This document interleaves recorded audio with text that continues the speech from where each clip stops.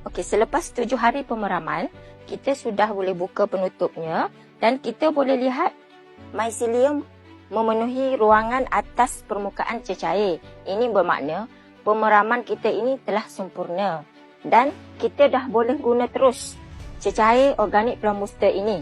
Tetapi kita perlu tapis dahululah untuk memudahkan kita semasa proses pencairan nanti. Sebelum kita menapis cecair organik Plum Booster ini, sebaiknya kita mengacau dahulu cecair organik Plum Booster ini supaya lebih sebati. Selepas cecair organik Plum Booster ini ditapis, cecair ini boleh digunakan terus dan boleh disimpan selama 6 hingga 8 bulan di tempat yang teduh supaya tidak terkena kepada sinaran cahaya matahari untuk memastikan mikroorganisma yang terdapat di dalam cecair ini sentiasa hidup dan aktif. Cecair Plum Booster ini setelah selesai ditapis, kita sudah boleh guna terus ke ladang.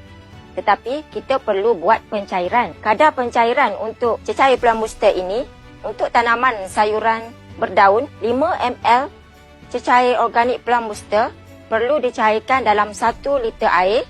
Untuk tanaman sayuran buah-buahan, kita perlu cairkan 10 ml bersamaan dengan 1 liter air. Tanaman singkat masa seperti pokok pisang, kita boleh gunakan sebanyak 15 ml untuk 1 liter air, dan tanaman jangka panjang seperti pokok durian, pokok rambutan, kita boleh gunakan sebanyak 20 ml untuk 1 liter air.